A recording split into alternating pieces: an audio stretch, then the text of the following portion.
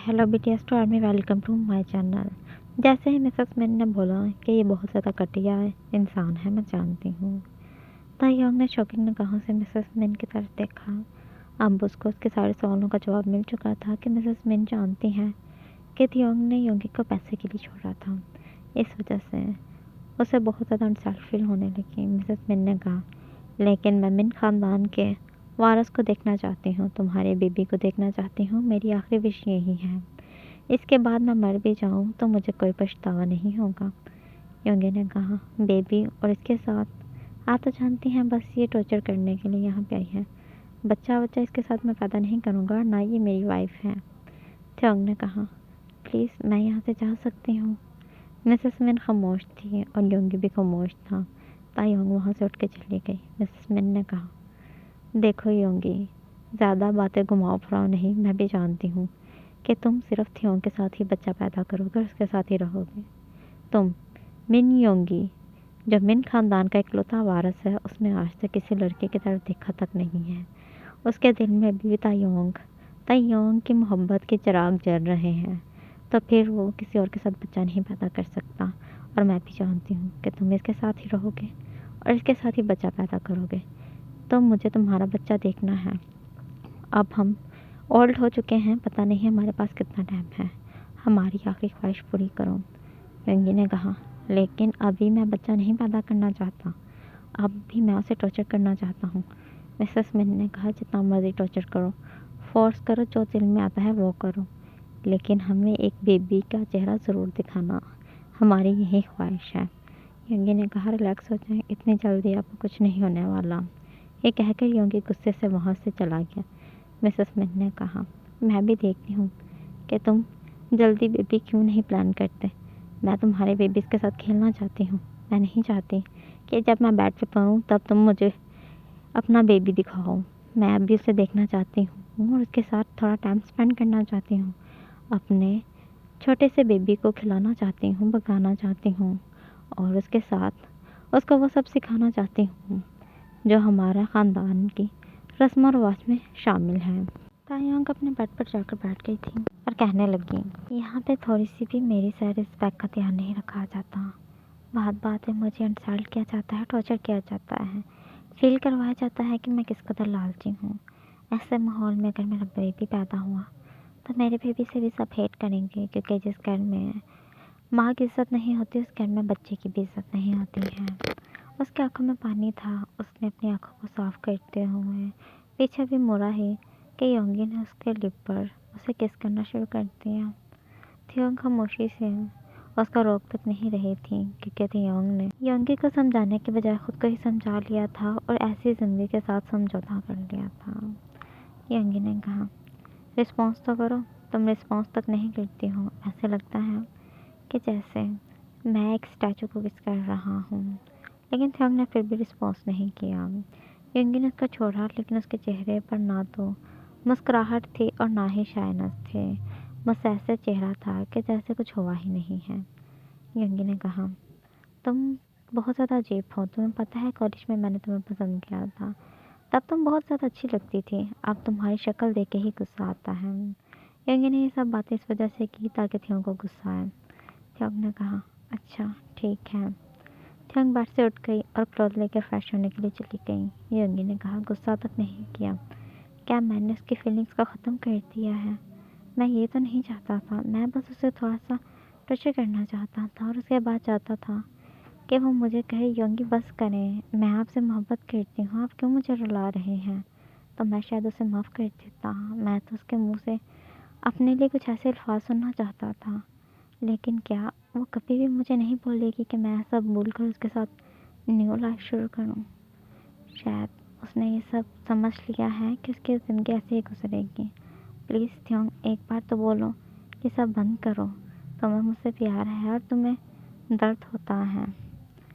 देखो, मैं तुम्हारे साथ किस कदर अच्छा हो जाऊँगा तुम अंदाज़ा भी नहीं लगा पाओगी। ये सब सोच ही रहा था कि थियोंग फ्रेश होकर आकर बेड की दूसरी साइड पे लेट गई। योंगी ने जाकर उसको हक किया। थियोंग उसकी तरफ बढ़ी और कहने लगी, क्लॉथ को रिमूव कर दूँ। उसने अपना क्लॉथ को ओपन करना शुरू किया। योंगी ने उसको टाइटली हक किया और कहा, नहीं, आज ऐसे ही सोऊंगा। मुझे बहुत ज़्यादा नींद आई है।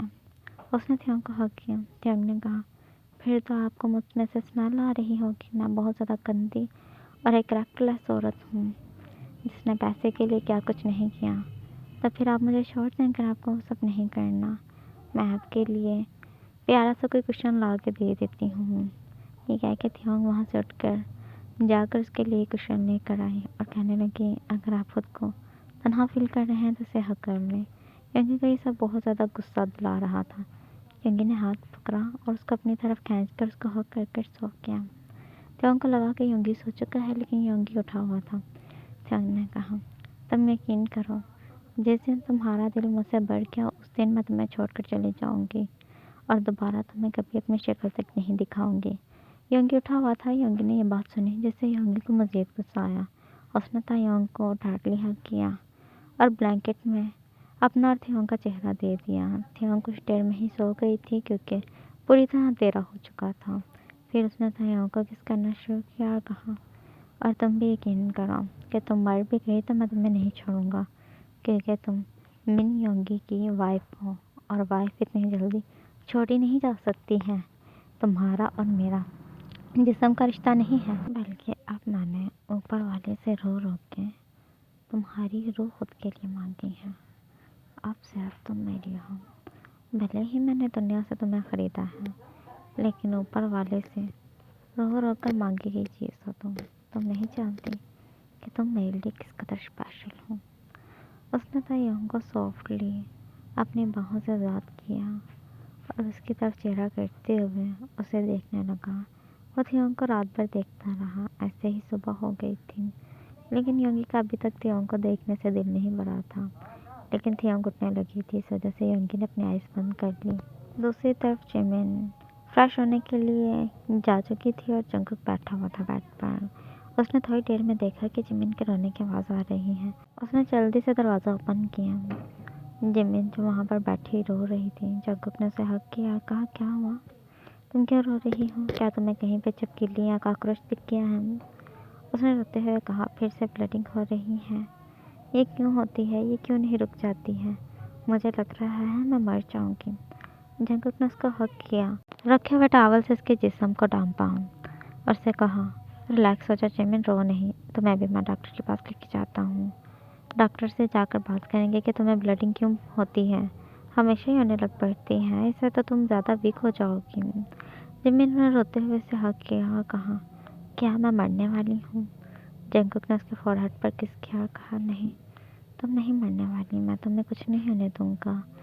जिमिन ने फिर हल्की सी मुस्कुराहट की और कहा, तुम नहीं मरने दोगे, बल्कि तुम्हारे लिए मैं हूँ ही क्या। मैं तो सिर्फ यूज़ करने की एक चीज़ हूँ तुम्हारे लिए, जिससे तुम अपने जिस्म की प्यास को बुझाते हो और बाकी दिन भर मुझे देखते तक नहीं हो। तुम्हें मेरी क्या पड़ी? जंगकुक ने कहा, तुमने शायद अपने हाथ में नहीं देखा, मैंने तुम्हें रिंग पहनाई है और जल्दी ही तुम्हारे साथ शादी करूँगा।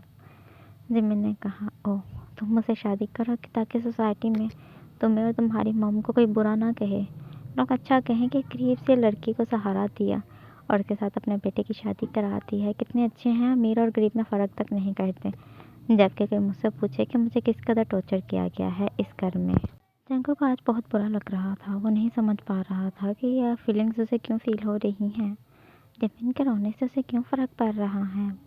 लेकिन फिर भी उसने कहा, जिमिन, मैं नहीं समझ रहा, तुम मुझसे हेट करती थी पहले भी, लेकिन मुझे नहीं फ़र्क पड़ता है, लेकिन आज मुझे बहुत बुरा लग रहा है। प्लीज़ खुदा के लिए चुप हो जाओ। मुझे तुम्हारे अल्फाज ऐसे लग रहा है जैसे मेरा सीना चीरकर मेरे दिल को काटने के लिए जा रहे हैं। जिमिन ने मुस्कुराते हुए कहा, फीलिंग्स तुम्हें फील हो रही हैं, जबकि तुम और मैं दोनों अच्छे से जानते हैं कि तुम्हें अगर किसी के लिए फीलिंग्स फील हो भी गई तो वो इंसान मैं नहीं होंगी। मैं इस कदर लकी नहीं हूँ, बल्कि बहुत ज़्यादा बदकिस्मत हूँ।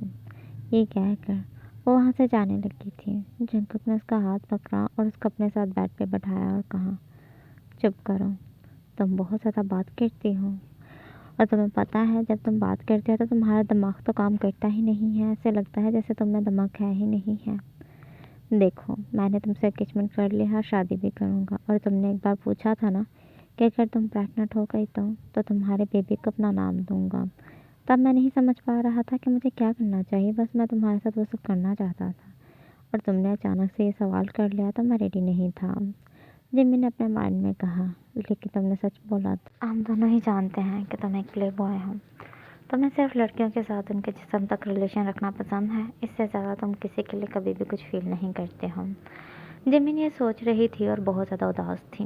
जंगकुक ने जिमिन को पूरा यकीन दिलाने की कोशिश की कि वह जिमिन का बहुत अच्छे से ध्यान रखेगा, लेकिन जिमिन को भी उसकी किसी बात पर यकीन नहीं आ रहा था। इस वजह से वो बस खामोश रही और उसके किसी भी सवाल का जवाब देना ज़रूरी तक नहीं समझा था।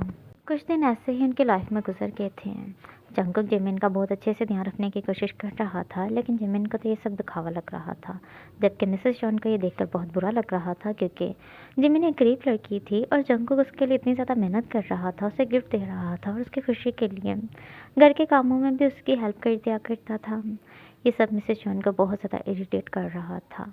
जंगकुक घर पे नहीं था और मिसेस जॉन ने अच्छा मौका पाकर जिमिन के बहुत ज़्यादा इंसल्ट किया और जिमिन को कहा कि तुम्हारे लिए ठीक रहेगा कि तुम ये घर छोड़कर चली जाओ। जिमिन ने कहा, लेकिन मैं कहीं पे भी नहीं जा सकती और मैं कहीं पे क्यों जाऊंगी, जबकि मुझे जंगकुक ने सख्ती से मना किया है कि मुझे घर से बाहर नहीं जाना, क्योंकि जंगकुक का कहना है कि बाहर की दुनिया बहुत ज़्यादा ख़राब है। मिसेस जॉन ने कहा, तुम तो बहुत ज़्यादा इनोसेंट हो। शायद तुम भूल चुकी हो कि तुम एक ऑर्फन गर्ल हो और तुम्हारी परवरिश एक घर में नहीं हुई, बल्कि यूं ही ज़माने की ठेस खा के तुमने परवरिश पाई है।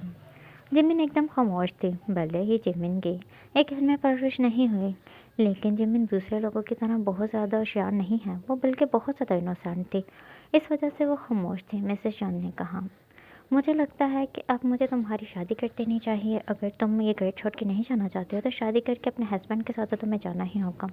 ये सुनते ही जिमिन का दिल बहुत बुरी तरह टूटा था, क्योंकि वह जंगकुक को बहुत ज़्यादा पसंद करने लगी थी। और वह पसंद भी कैसे ना करती, क्योंकि जंगकुक उसको बिल्कुल एक हस्बैंड की तरह हमेशा ट्रीट करता आया है, उसकी बॉडी को टच करता और उसके साथ इंटीमेट तक होता आया है। इस वजह से वह किसी और से शादी नहीं करना चाहती थी, बल्कि वह जंगकुक को अपने हस्बैंड की नज़र से देखती थी। मिसेस जॉन ने जिमिन की तरफ देखा, जिसने मुंह से कुछ कहना ज़रूरी नहीं समझा था। मिसेस जॉन देख के ही समझ गई थी कि जिमिन कभी भी शादी के लिए एग्री नहीं होगी। इस वजह से मिसेस जॉन ने जिमिन को ज़ोरदार स्लैप किया और कहा, क्या तुम्हें थोड़े से मैनर्स नहीं हैं? जब बड़े बात कर रहे हों तो उनके साथ कुछ अदब से बात करनी चाहिए। तुम्हें दूसरों की रिस्पेक्ट का ध्यान रखना चाहिए। तुम्हें बहुत ज़्यादा मैनर्स की कमी है।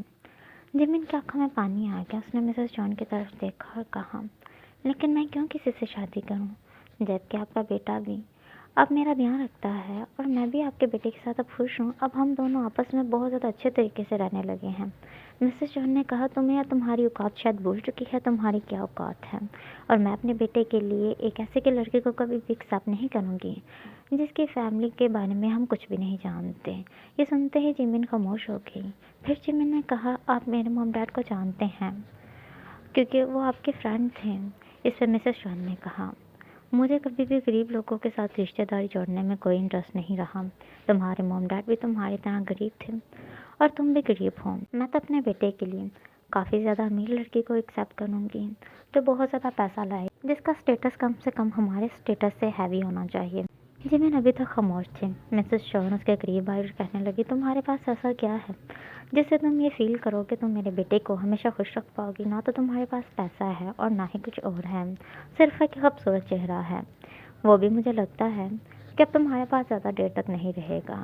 ये कहते ही मिसेस जॉन ने पास रखे हुए कांच के ग्लास को जिमिन के फेस पे लगाया, जिसकी वजह से ग्लास टूट गया और कांच के थोड़े थोड़े टुकड़े जिमिन के फेस पे लगे और ब्लीडिंग होने लगी। जैसे ही वो टुकड़े नीचे गिरे हुए थे कि मिसेस जॉन ने जिमिन को उन पर पुश कर दिया और जिमिन के फेस को बहुत बुरी तरह उस कांच पे मारने लगी। जिमिन के फेस से बहुत ज़्यादा ब्लीडिंग हो रही थी और जिमिन खुद को बचाने की बहुत ज़्यादा कोशिश कर रही थी, लेकिन मिसेस जॉन को वो अपने से दूर नहीं कर पाई थी, क्योंकि मिसेस जॉन काफ़ी ज़्यादा हेल्दी और स्ट्रॉन्ग थी, जबकि जिमिन एक बहुत ज़्यादा स्मार्ट और बहुत ज़्यादा इनोसेंट सी गर्ल थी। उसके फेस को वो पूरी तरह ख़राब कर चुकी थी। फिर मिसेस जॉन ने जिमिन को छोड़ दिया और चुपचाप से अपने रूम में जाकर लेट गई। ऐसे ही कुछ देर बाद जंगकुक घर में एंटर हुआ। जैसे ही वो घर के अंदर आया तो उसने जिमिन को ज़मीन पर गिरे हुए और बेहोश पाया। वह जिमिन को देखकर बहुत ज़्यादा डर गया और रोने लगा। जिमिन को उठाकर वो जल्दी से डॉक्टर के पास लेके गया। डॉक्टर ने बताया कि जिमिन का फेस पूरी तरह ख़राब हो चुका है, उसको ठीक करने के लिए सर्जरी करवानी पड़ेगी और उसके लिए बहुत ज़्यादा मनी लगेगी। जंगकुक थोड़ा-सा परेशान हुआ, भले ही जंगकुक बहुत ज़्यादा रिच था, लेकिन इतनी ज़्यादा मनी एक साथ कैरी करना जंगकुक के लिए थोड़ा-सा मुश्किल था, क्योंकि जंगकुक खुद तो ऑफ़िस के किसी वर्क में काम ही नहीं करता था। उसकी मॉम ही बिज़नेस को सँभालती थी और उसकी मॉम ने कहा कि हमारे पास इतना पैसा नहीं है, तो उसका फ़ेस ऐसे ही ख़राब रहेगा। हालाँकि मिसेज़ जॉन उसका फ़ेस तो ठीक करा सकती थी, लेकिन वो चाहती थी कि वो इस कदर बदसूरत लगती रहे कि जंगकुक का कभी उसमें इंटरेस्ट ही ना रहे। दूसरी तरफ थियोंग और शुगा एक साथ रह रहे थे, लेकिन शुगा जैसे ही थियोंग के थोड़ा-सा करीब आने लगता, तो थियोंग उसको बस ऐसे फ़ील करवाती कि जैसे वो सिर्फ़ उसकी बॉडी के लिए उसके करीब आया है, जिसकी वजह से अब शुगा को खुद से ही बहुत ज़्यादा नफ़रत सी महसूस होने लगी। उसने कहा, थियोंग, आई थिंक मैं सोच रहा हूँ कि हम दोनों कहीं घूमने के लिए जाते हैं। वैसे भी घर रह रह कर तुम भी बोर हो गई हो और मैं भी बोर हो गया हूँ। कहीं जाएंगे तो हम दोनों का माइंड फ्रेश हो जाएगा। शुगा सिर्फ थियोंग का मूड फ्रेश करना चाहता था। थियोंग ने कहा, लाइक का हनीमून, तुम मेरे साथ हनीमून पे जाना चाहते हो? वैसे हनीमून पे जाने की ज़रूरत तो नहीं है, तुम जो चाहो यहाँ पे भी कर सकते हो। यहाँ पे भी घर में ज़्यादा टाइम तुम और मैं अकेले होते हैं। ये सुनते ही शुगा एकदम खामोश हो गया। फिर उसने थियोंग की तरफ देखा। थियोंग जो अपने काम में बिजी थी, वो अपने क्लॉथ को पैक कर रही थी। तुम अपने क्लॉथ को पैक क्यों कर रही हो? क्या तुम कहीं जाने लगी हो? थियोंग ने मुस्कुराते हुए कहा, जब तक मैं जानती हूँ कि अब मेरा जिस्म इतना देखने में खूबसूरत तो नहीं रहा और मैं भी इतनी ज़्यादा खूबसूरत नहीं लगती हूँ, बल्कि बहुत ज़्यादा हेल्दी हो गई हूँ। जल्दी ही तुम्हारा दिल मुझसे बढ़ने वाला है और मैं तुम्हें छोड़ के जाने वाली हूँ। ये कहते हुए उसके चेहरे पर एक स्माइल थी। शुगा इस मुस्कुराहट को देखकर बहुत ज़्यादा उदास हुआ और उसने कहा, क्या तुम सच में मुझे छोड़ के जाना चाहती हो? थियोंग ने कहा, ऑफ कोर्स मैं तुम्हें छोड़ के जाना चाहती हूँ। वैसे भी यहाँ पे कौन रहना चाहेगा? एक ऐसी जगह पे जहाँ सिर्फ आपकी बॉडी को टेस्ट करने के लिए आपका हस्बैंड रेडी है और उसने शादी भी इस वजह से की है कि वो मुझे टॉर्चर कर पाए, जबकि मुझसे घर के सारे काम भी करने पड़ते हैं, जबकि मुझे घर के काम भी नहीं आते। शुगा ने कहा, चलो ठीक है, माना कि तुम मुझे छोड़ के चली जाओगी, लेकिन क्या तुमने सोचा है कि तुम कहाँ जाओगी? अपने मॉम डैड के पास। लेकिन तुम्हारे मॉम डैड से तुमको मैंने छीन लिया, अगर तुम्हें कोई और छीन लेगा तो फिर क्या करोगी? थियोंग ने कहा, किसने कहा मैं अपने मॉम डैड के पास जाऊंगी? बल्कि मैं अपने मॉम डैड के पास नहीं जाऊंगी, बल्कि मैं एक जॉब करूंगी, अपने लिए एक छोटा सा घर लूंगी और वहाँ पर हमेशा खुश रहूंगी। शुगा मुस्कुराया और कहने लगा, देखी जाएगी, लेकिन शर्त यह है कि मेरा दिल तुमसे बढ़ना चाहिए। अभी तक तो ऐसा कुछ भी नहीं है, बल्कि मुझे नहीं लगता कि मेरा दिल कभी भी तुमसे बोर हो सकता है। थियोंग ने कहा, मुझे पता है, तुम बॉयज़ का दिल बहुत जल्दी बढ़ जाता है हम गर्ल्स से। वैसे भी आजकल लड़कों ने तो समझा हुआ है कि लड़कियां खेलने की चीज़ हैं, इस वजह से वो जल्दी ही अक जाती हैं। शुगा उसके करीब आया और उसके दोनों हाथों को पीछे की तरफ पिनअप करके कहा, होंगे वो लड़के, लेकिन मिन योंगी उन लड़कों में नहीं है। मिन योंगी सबसे डिफरेंट है।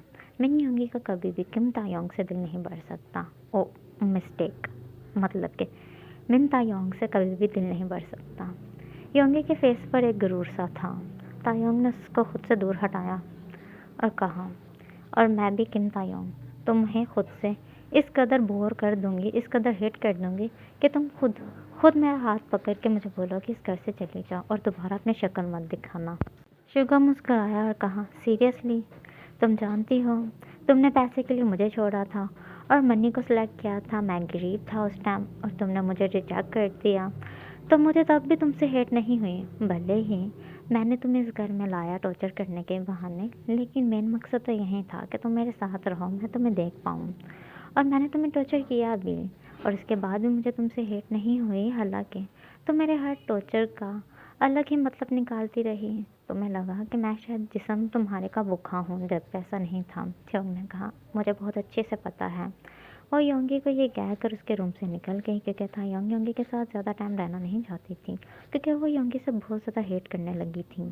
तायोंग किचन की क्लीनिंग कर रही थी कि मिसेस मिन किचन में आई और तायोंग के हाथ में कुछ कंगन पकड़ाती हुई कहने लगी, तुम्हें पता है तायोंग, ये कंगन मेरे हैं और मैं बहुत ज़्यादा एक्साइटेड थी कि कब योंगी की शादी हो और योंगी की वाइफ को ये दूँ।